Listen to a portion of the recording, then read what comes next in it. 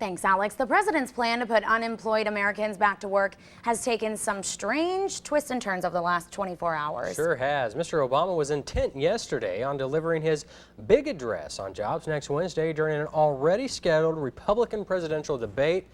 But House Speaker John Boehner asked that he change that date. Now the president has scheduled it during the NFL season opener. Oopsie. ABC's John Hendren has the latest details on the long-anticipated speech since being announced a couple of weeks ago. In 2012, President Obama's job likely depends on how many Americans have their own. Our economy has to grow faster. We have to create more jobs, and we have to do it faster. As the 10,000 unemployed Americans who lined up at a jobs fair in Los Angeles can attest, the job market remains stubbornly unwelcoming. It is bad. Really bad right now. Next Thursday, the president plans to outline his plan to create jobs before a rare joint session of Congress, the kind usually reserved for war and national emergencies. The president plans to press his captive audience with an unwelcome message, essentially saying to the Republicans who control the House, you are the roadblock. We've got to break the gridlock in Washington that's been preventing us from taking the action we need to get this country moving. ABC News has learned the president plans to outline what the White House describes as a detailed three-point plan. First, tax relief, including tax credits for companies that hire new workers. Second, infrastructure investment, a special government bank and funding for building projects like transportation, schools, and clean energy. And third, targeted assistance for the long-term unemployed, more than 6 million Americans out of work for 6 months or longer. For now, those unemployed workers will be passing out resumes and crossing their fingers. Fingers and toes.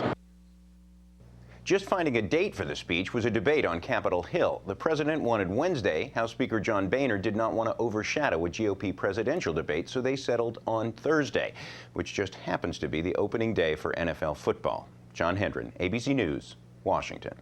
Well, there's some good news for jobs in the PD. More than 1,000 of them may be coming there. Taking a look on the job front, a company that plans to bring the jobs over the next 5 years is up and running in Bennettsville.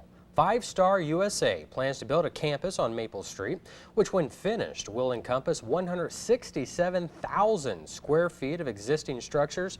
It then hopes to lure businesses to set up on its campus. ECAPS Corporation will be the first one.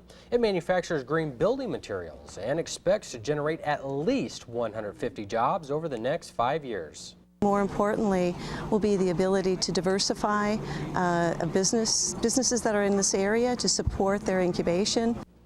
The campus will also include the former Burrell facility, which will be renovated. The campus will be made up of administrative offices, manufacturing plants, a technical library, and more. For more information about 5 Star USA, go to your website, carolinalive.com. And Pawleys Island may need to be dredged because of Hurricane Irene. Research showing beach erosion will be sent to the Army Corps of Engineers.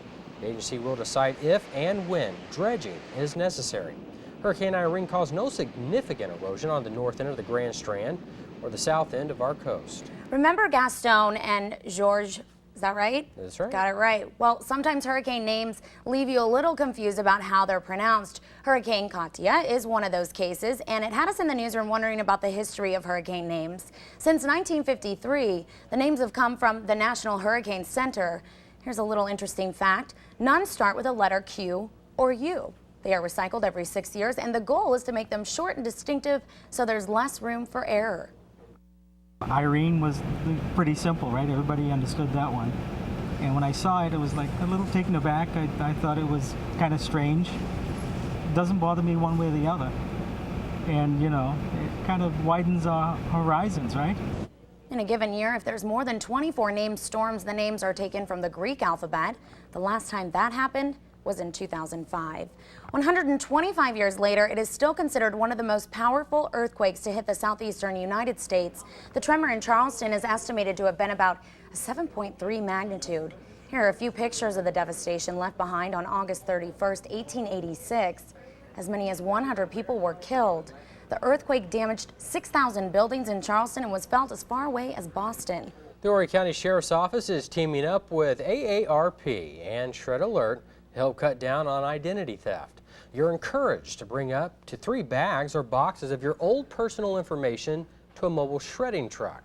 The shredding event will be held next Thursday from 8:30 to noon, and it's free to the public.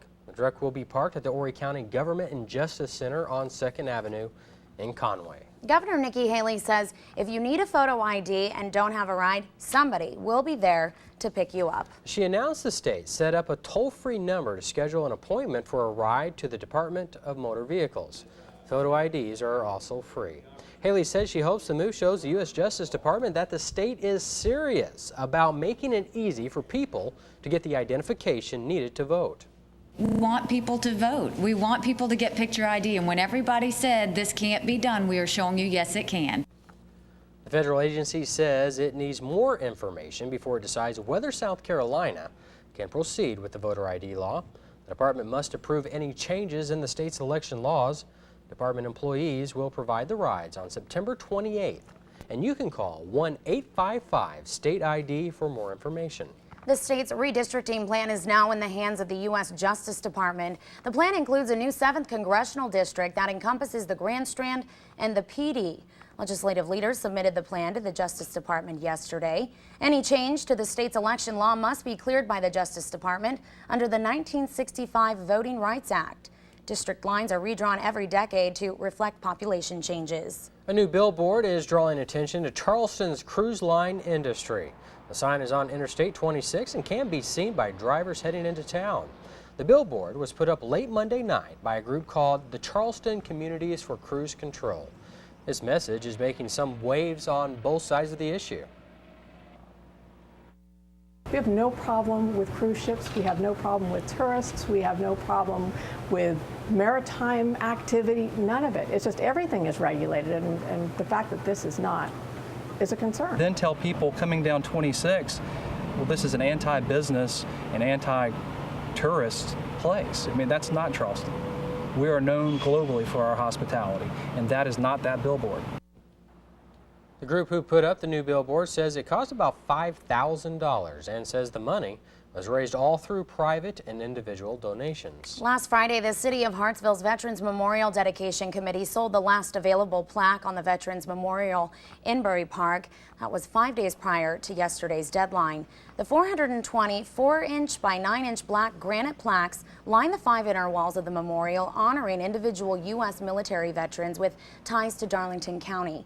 Coming up in November, a dedication ceremony will be held for walls 4 and 5.